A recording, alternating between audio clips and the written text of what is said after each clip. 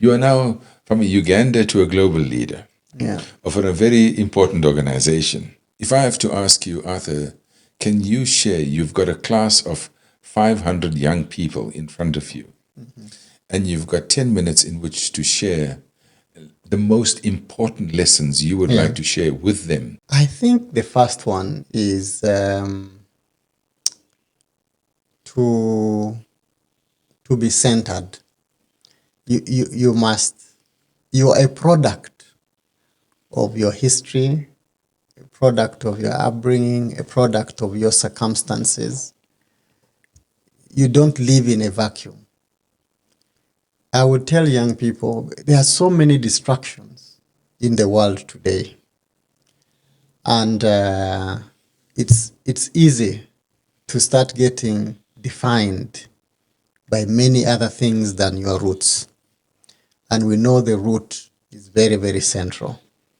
So the first advice and reflection and lesson I would share is to remain centered to your history, to your circumstances, to your life. Without that, you can get derailed and you can start standing for things that in reality will not have a meaning. So that's the first thing. Where is your center? What's your history? Who are you? I ask my children this question, like, who are you? And they think it's an easy question. Oh, I'm Daniela. I'm a Ugandan. I asked her, what shows that you're Ugandan? And then she was like, it's obvious. My parents are Ugandans. I said, no, you are talking to somebody who doesn't know your parents. Who are you? This is a very important question. We must be able to have a clear identity of who we are before we engage with the world. Again, this is back to the inside that I spoke about earlier. So that's the first one. Centering identity, who you are as a person is very, very important for you to, because if you don't define yourself appropriately, others will misdefine you. Secondly, is we must stand for a cause. You know, what do you stand for? You asked me earlier, what choices did I have in life? I could have become something else, someone else, worked in a different context, but I believed in a cause for justice, a cause for dignity for everyone. This is so important. If you don't have a cause, you will move in any direction. So within that cause, you must then identify your purpose. Like, what is it? I believe, like I said earlier, everybody is given a talent. The holy book that I read says everybody is given a different talent. Others have the talent to speak different languages. Others have the talent to lead. Others write. Others invent. We all have different talents. How do you use these talents for a purpose? It's very, very important. And many people misuse their talents because their purpose is not very clear, and then you don't serve. A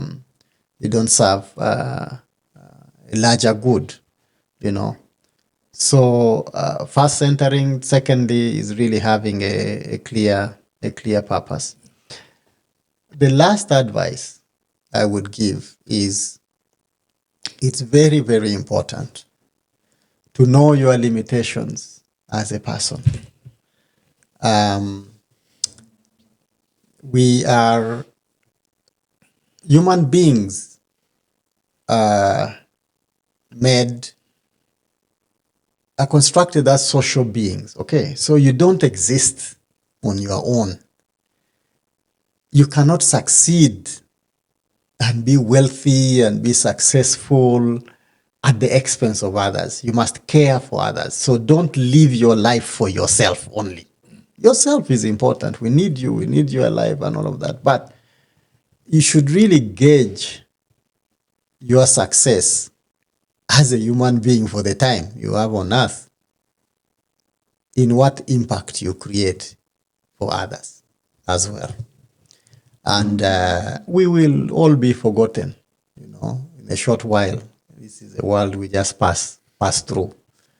And yeah, we have a right to be forgotten because you have passed through this world, you've made a difference, but your difference should not be about you, it should be about others. So my calling really, and the third piece of advice, like I'm trying to explain, is for young people to understand that the system that we are brought up under now makes everybody just think about themselves and their own successes and my children, and they have to be wealthy, and then you must think about others. No matter how high walls you create around your home, they will come down if the people outside your walls are not living a life of dignity.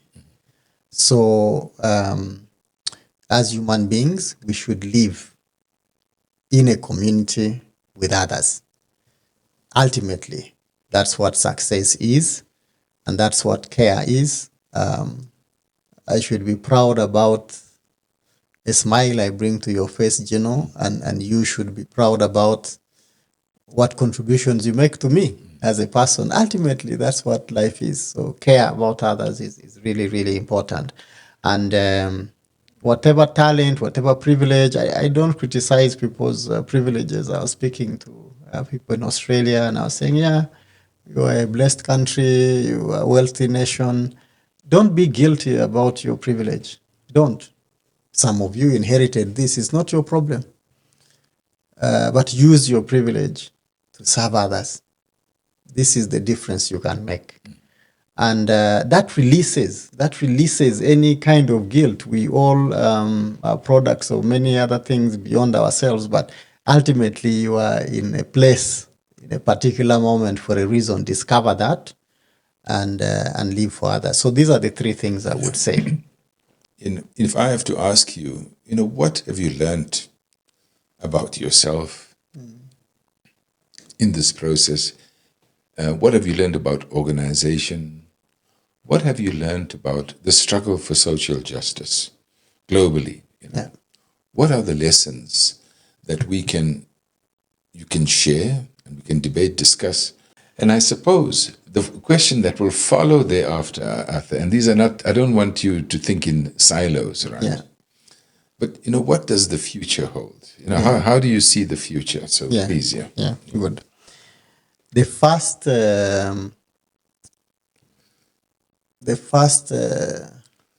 lesson I have learned from my history upbringing and now also in leadership in Action Aid is internal.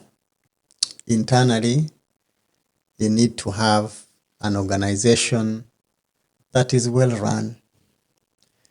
The organization should reflect the change it wants to see outside. You cannot give what you don't have. And there is a temptation always to externalize everything. But for me, a successful organization, a successful struggle should be built from the inside. This morning I was listening to the Middle Eastern Eye. It's an online documentary about the Palestinian struggle. And after the ceasefire was signed a few days back, the message is how catastrophically the Israelis have failed in their mission. They have destroyed Gaza completely, but they have still failed. Why? Because of the belief and the conviction inside that the Palestinian people have. They will never be defeated. They will never.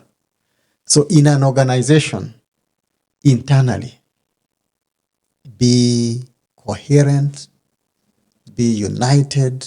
United doesn't mean forcing everybody to agree. Absolutely. but you should have a sense of stability inside to be able to have impact outside. Never forget that. And to be honest, I was reflecting. I'm going to have a reflection of my 2 years anniversary, and that's when people will hear a bit about the internal journey as a Secretary General. I've not done that before.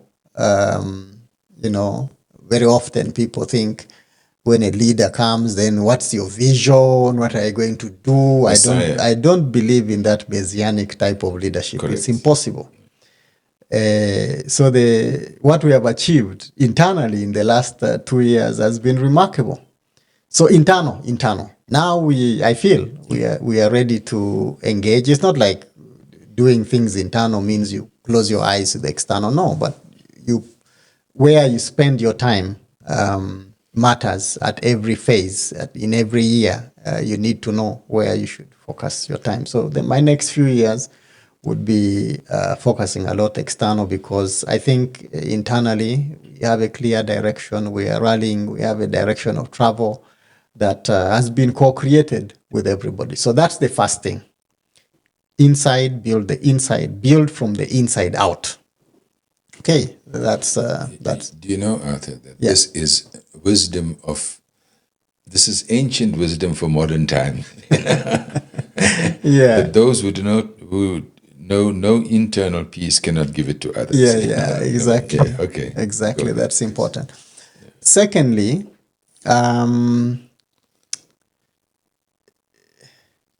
you cannot be a loner, you know.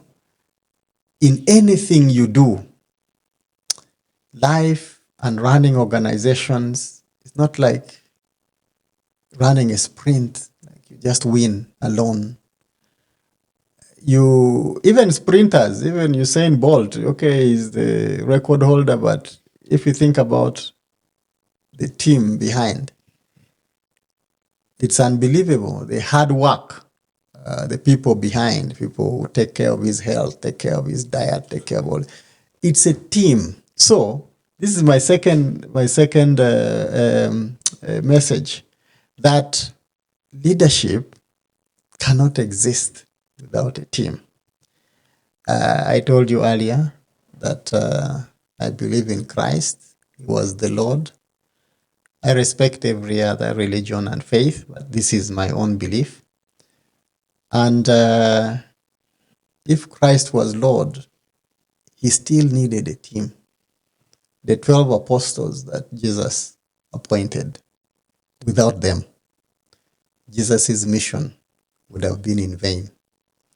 He left this earth, the struggle continued. So from this experience, clearly, we learn that you need teams that rally behind a purpose. Without a team, you go nowhere, no matter how exceptional you are as a human being. There are many people who the Almighty has blessed with multiple talents. You will not succeed without a team. Like Cristiano Ronaldo? Yeah, Cristiano Ronaldo needs to receive a pass from somebody to be able to score. He can't move from his box to another, you know. So teamwork and team building, investing in team is absolutely crucial. Don't just surround yourself with people who just listen to your instruction, you know. So team is so crucial. The third one is adversity is part of life. Difficulties. With every single day, we encounter challenges that should not break our spirit. So success comes when you stay on course and don't give up. And that for me is an important definition and understanding of leadership, that it's about conviction. You must believe in the cause. Believe, truly. Because when you face any challenge and you don't have belief, you give up. Easy to give up. But then secondly, you must take responsibility for your action, even if they are wrong ones. I've made many mistakes, but I own them, I accept them. I'm a human being, I have flaws, all of that. Accept. Leaders must embrace their own vulnerabilities. If you don't embrace vulnerabilities, you think you have all the answers, you're making a big mistake, because all the challenges I have faced in ActionAid, to be very frank with you, decisions that I have made have been a culmination of other people's advice. If I was simply to implement my thoughts and my views, I think we would have made catastrophic mistakes in the organization. I worked for a long time in a leadership team where I was the youngest. And so I grew up respecting the wisdom of people who have been and seen the sun longer than me. So I've been privileged to work in teams with people who are older than me, even right now. So I feel inside me I must listen. I must listen to them. When I make a mistake, I must listen to where I've gone wrong and just improve. So this for me is very crucial. You face challenges, but find ways of overcoming these challenges together with other people, because you don't have all the answers. This is very, very crucial. And finally, as we think about the future, I said earlier, Gino, that my experience and my story and my journey of leadership, I can have a plan, I can have an idea of the future, but I have no control of what happens and how it evolves. Life is not linear. So the future, we should realize, is not just a predetermined idea in your head. The future, like one philosopher once said, is not a destination. The future is co-created. And therefore, if it is co-created, it changes from your own imagination over time. It changes not just the destination, but also the actors. So in the journey to define the future together, we ourselves will be changing. So there is no prefixed destination. A lot of the mistakes we make in economic modeling, in political philosophies, like you define something in a particular way. It can't happen exactly like that, because there are many intervening variables. But once you're clear about the idea of what you want to achieve and you work hard, you will achieve it. It might not be exactly what you envisaged, but you will achieve certain ideals that we stand for. So the future is going to be shaped by those who act, by those who collaborate, by those who organize, and not by those who are, fixated about their own beliefs. We are in a world in which diversity should be celebrated, and that each and every person has a contribution to make to creating the future. And that's why I firmly believe that a leader is not a messiah. A leader is someone who creates an environment in which a purpose is achieved, and that purpose is co-created and contributed to by everybody else. So that's the journey, and still on it. Yeah. No, thank you very, very much, Arthur. I think on the top three, I was also reflecting, on the kind of values and principles you alluded to earlier about the synergy between your personal values and the organizational values, right? And there's a couple of others that I don't want to put you on a pedestal, but I must just say that I think, and I firmly believe, that you are the embodiment of respect, mutual respect often, about respect, self-respect, as you say. When you respect yourself, you're in a position to respect others. But there was also another important part of Action 8 principles about humility. And that comes across so deeply and so in such a in such a wonderful way that we don't even have to speak about it. It's just a matter of fact. And I think from a lessons perspective, I would like you to consider that a little bit more. And I hope that we will have another conversation where I'd really like to explore with you, what does everyday humility mean? What does everyday democracy mean? What does everyday justice look like to you? That's what does everyday respect? Is that a kind of sort of conversation you would be happily and to share with others your perspectives on these things? Yeah, definitely. Because when I talked about the second point about embracing, and you taught me this, by the way.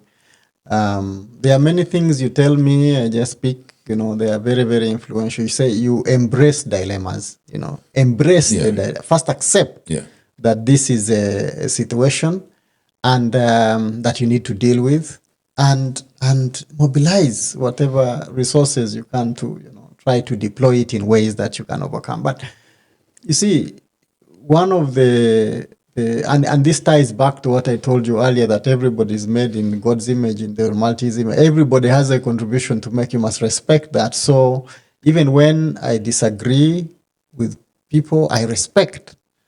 And it's very, very important to deeply reflect, especially when you disagree with people. Correct. Because in them is a different story, is a different experience from yours. You cannot live your life in a silo, learn from others. So, humility as a value for ActionAid is perhaps one of the most profound ones. And it's about understanding that you are not the Alpha and Omega. ActionAid does not believe that we are the solution to fighting poverty and injustice, and that just give all the resources to ActionAid, the world will be a better place. Never. Correct. We can only make a contribution from our vantage point. And so, at a personal level, what that means is that you acknowledge your limitations, you acknowledge your value and your worth, but also know that to complete the puzzle, you need others. Yeah. So it's the humility to accept your vulnerability. It's the humility to accept that you have assets, but also others have. It's the humility to accept that you don't have all the answers, and that some of the most profound successes that come to you as a leader is not because of your thinking. It's because of how you have created an environment to listen to others. I will probably just end with this little note that this year, 2025, is a year in which one of my commitments is to listen to my daughter. And the voice of my daughter, I shared with you what she told me about my travel, about my work, and about all of this. Many people had told me about this, but peers, and they know that I have to travel, I need to work, I need to do this. But when my daughter told me, what is the value of you traveling and making money and sending us to school and then losing your family? You should work for an organization that respects that you have a family, that you can care for us too, and be present. Caring for us is not getting for us school fees to go to school. That's important. Thank you, Papa, but we need you. We need you. So I'm making a conscious decision. This is a 12-year-old who told me this. Now, if I'm just full of myself, I will just disregard that as a child. But I had to listen to what my work in ActionAid means for her. And for her not to start saying ActionAid is just an organization that takes away my father. So this has had a lasting. During the Christmas period, I talked to my mom, to my dad about what this my 12-year daughter said. It's I've told my friends, everybody has said, "What? How old?" So I must listen to that, and I'm putting it in practice. So 2024 was what it was. 2025 will be different. Again, this is embracing people's feedback to you and acting on it. But yeah, happy, like you say, to maybe have a dedicated conversation about what each and every day means, each and every encounter. Like I said earlier, I don't believe anything is a mistake. My encounter with you today is not something that just is an accident. There is a reason. You or me may not fully understand why this conversation is important, but it is very important. We will find the purpose why we have spent hours and hours just having a casual conversation. So, daily encounters make a difference. Every single minute of your life, of every day, of an encounter on traffic, calls, and it has meaning. You just need to discover what this teaches you. So that's, I think, what I firmly believe.